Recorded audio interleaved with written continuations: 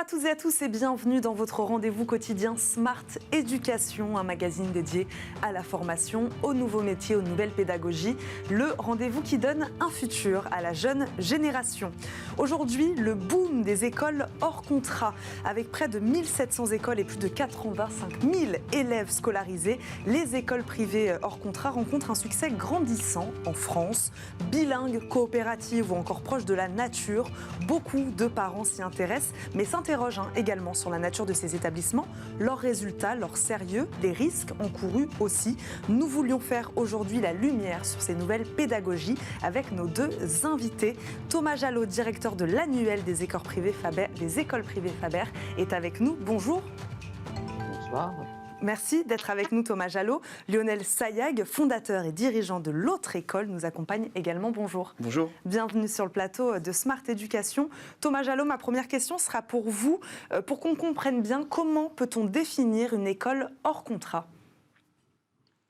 En France, il y a trois types d'écoles. Il y a les écoles qui relèvent de l'école publique, que tout le monde connaît, qui sont les plus nombreuses. Elles représentent à peu près 80% des élèves scolarisés. Ensuite, vous avez les écoles privées sous contrat. Donc, c'est un contrat qui a été passé avec l'État, il y a un cahier des charges pour les écoles, dans la mesure où les enseignants qui se trouvent dans ces écoles sont rémunérés par l'Éducation nationale. Ce sont des enseignants de l'Éducation nationale. Et ces écoles doivent respecter le programme pédagogique, le programme scolaire de l'Éducation nationale, et elles peuvent être inspectées, bien évidemment, très régulièrement. Après, vous avez un troisième... Alors, parmi ces écoles privées sous contrat, il y a les écoles qu'on appelle catholiques, qui sont les plus nombreuses. Elles représentent à peu près 90% des écoles privées. Et il y a une grande diversité parmi ces écoles pour des raisons historiques, d'appartenance à des congrégations religieuses différentes et d'autres raisons.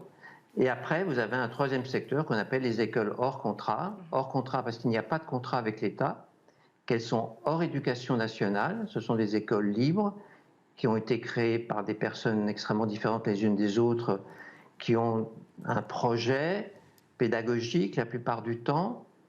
Et en effet, ces écoles hors contrat se sont beaucoup développées au cours de ces 10 dernières années en particulier, du fait qu'aujourd'hui, les parents, une partie des parents en tout cas, ne se reconnaissent pas dans l'éducation nationale, c'est-à-dire aussi bien les écoles publiques que les écoles privées sous contrat. Lionel Sayag, vous faites partie de cette dernière catégorie. Combien d'établissements l'autre école existe-t-il aujourd'hui sur le territoire ? Donc aujourd'hui, on a 4 écoles en région parisienne. Donc c'est des écoles qui vont de la petite section jusqu'au CM2. On a l'ambition d'ouvrir un collège-lycée prochainement, un institut de formation également pour les enseignants. On essaye vraiment d'avoir un mini-système éducatif qui va pouvoir influencer l'éducation nationale, puisque nous, ce qui nous distingue, c'est pas le fait de vouloir être privé ou public, mais c'est bien d'avoir une approche pédagogique qui est la nôtre et de pouvoir faire en sorte que ces approches pédagogiques, elles puissent influencer la grande majorité, notamment à travers le mode de financement de ces écoles. Thomas Jalot parlait d'un boom ou d'une demande en tout cas exponentielle ces 10 dernières années. Comment vous l'expliquez, cet engouement aujourd'hui des parents, des familles pour ces écoles hors contrat ? Il y a plusieurs choses, mais je pense que le point central, c'est de se dire qu'il y a un décalage de plus en plus grand entre les besoins de la société et ce que l'école traditionnelle elle est capable de porter. Donc c'est un peu impensif de dire ça, mais c'est vrai qu'il y a une évolution très rapide du monde dans lequel on le vit. Il y a beaucoup d'innovations, il y a un monde qui évolue très rapidement, donc on a besoin de s'adapter, de collaborer, de développer son sens critique. Et c'est vrai que le système actuel, il ne permet pas forcément de développer ça de manière la plus efficace possible.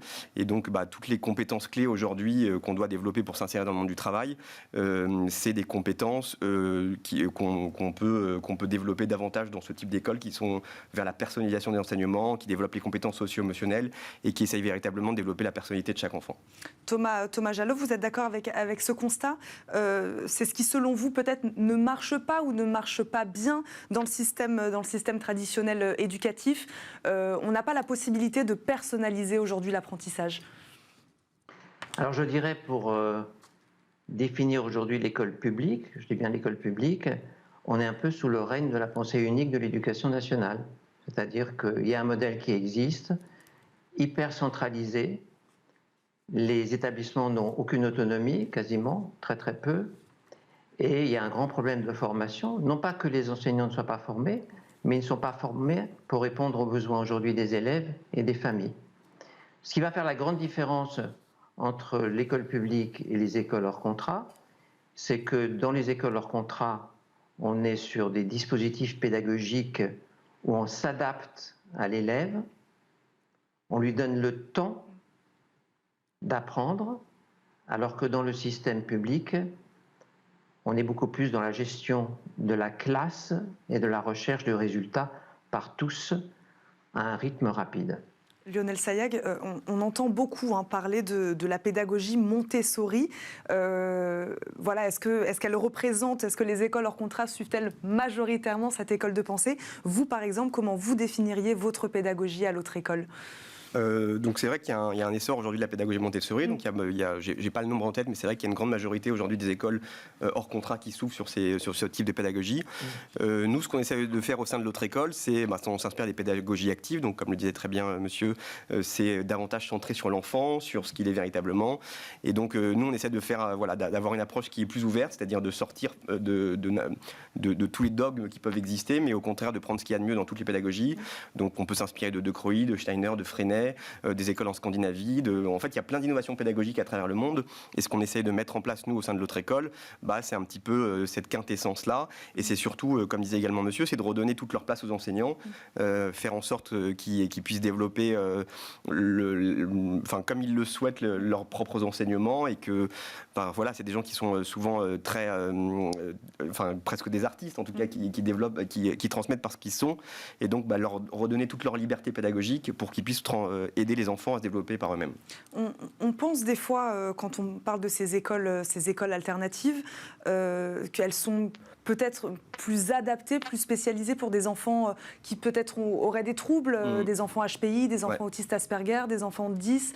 Est-ce que c'est le cas? Ils ne sont pas la majorité des profils des enfants que... Oui, c'est le cas. En fait, c'est pour ça que nous aussi, il y a beaucoup d'enseignants qui viennent de ce type de parcours, parce qu'aujourd'hui, dans ce genre de parcours, on apprend à s'adapter à chaque enfant. Et donc aujourd'hui, des gens qui ont travaillé avec des enfants qui peuvent avoir des handicaps ou des écarts par rapport à une norme, ils sont capables véritablement de mieux comprendre la pédagogie, de mieux s'adapter à chaque enfant. Et donc nous, on s'inspire de ça pour vraiment s'adapter à tous les enfants. Et tous les enfants, des enfants qui peuvent être HPI, des enfants qui sont dits neurotypiques ou également des enfants avec des troubles un peu plus importants.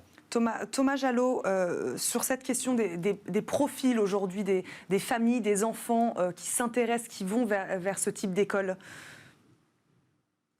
Alors, les familles qui vont vers ce type d'école, je dirais qu'il y a trois types de publics, trois types de demandes selon qu'on va vers le primaire, le collège ou le lycée. Le primaire, c'est là où la demande est la plus importante aujourd'hui, et les familles cherchent ces écoles parce qu'elles souhaitent privilégier l'épanouissement de leur enfant. Je pense que c'est ça qui les guide principalement. Alors, il est vrai que dans le primaire, il y a une très grande diversité. C'est là où il y a le plus grand nombre d'écoles hors contrat aussi. Pour répondre à une petite question que vous posiez tout à l'heure, il faut savoir qu'en primaire, il y a à peu près 260 écoles Montessori sur un peu plus de 400. Et donc les familles sont dans la recherche vraiment de permettre à leur enfant de s'épanouir et de pouvoir développer leurs compétences de manière harmonieuse en étant dans une attitude positive d'une façon générale. Bon. Après au collège c'est un peu différent. Il y a peu de collèges hors contrat, il y en a un peu plus au niveau lycée, mais c'est en train de se développer. Et c'est vrai que quand on est au collège, souvent les parents ou continuent après le primaire dans le collège hors contrat, ou bien sinon en cours de collège cherchent un établissement hors contrat parce qu'il y a une difficulté au niveau du collège. Il en est de même pour le lycée dans le cadre des problématiques d'orientation de fin de troisième ou de seconde. Lionel Sayag, à quelle forme de contrôle de la part de l'État êtes-vous confronté? Est-ce qu'il y en a quand même un? Aucun? Oui, tout à fait. Nous, on suit le socle fondamental de l'éducation nationale, justement pour faire en sorte que les enfants qui rentrent dans nos écoles puissent rejoindre le système traditionnel ensuite. On peut avoir des inspections de temps en temps. On est aussi réglementé lorsqu'on ouvre une école. Donc il y a quand même une forme de réglementation, heureusement, pour pas qu'on puisse faire non plus n'importe quoi. Non, mais c'est important ce que vous dites, surtout quand vous parlez de rejoindre le système traditionnel ensuite. C'est peut-être la crainte ou le risque que pourraient avoir certains parents. Ouais, tout à fait. C'est ce risque de marginalisation par rapport aux autres. Nous, vraiment, notre ambition étant d'influencer le système éducatif dans sa globalité.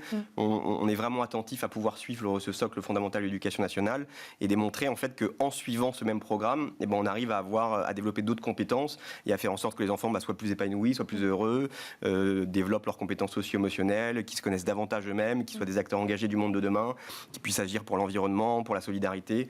Mais tout ça avec ces mêmes thématiques qui sont partagées par tous les enfants. Lionel Sayag, on l'a compris, il y a différentes formes, différents types d'écoles hors contrat et donc de financement aussi.